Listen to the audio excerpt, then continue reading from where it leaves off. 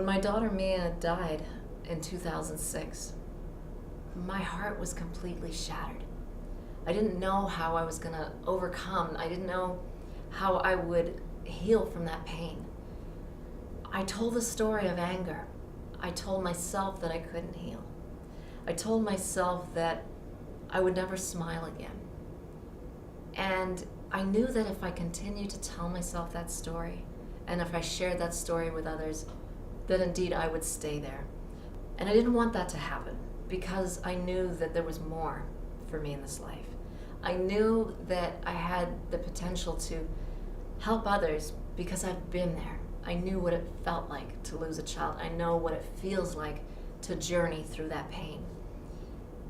And so I decided to be really conscious about my thoughts.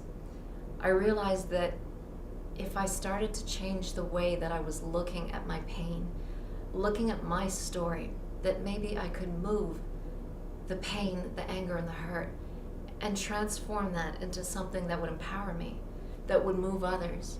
I traveled to Rwanda and I started listening to the stories of other women who had experienced child loss, who had experienced the loss of their entire families. Many of the women that I spoke to were in a very different place. And so their stories came from a place of love and compassion because they had already reconciled. These women specifically were in a reconciliation village. And so they told the story of what they had been through to the perpetrator over and over and over again. And that's powerful because what I know is real is that when someone is witness to your story, that brings healing. And when you can share that story and voice it, again, that empowers us.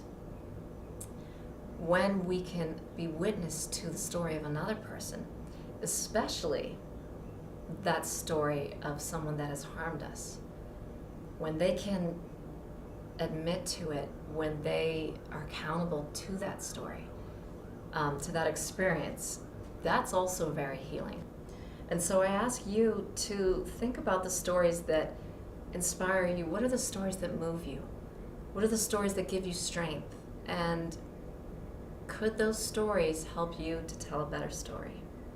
Could those stories help you to tell a story to yourself and others that not only empowers you, but can even bring you joy, that can even help you to live this life with more meaning and more passion?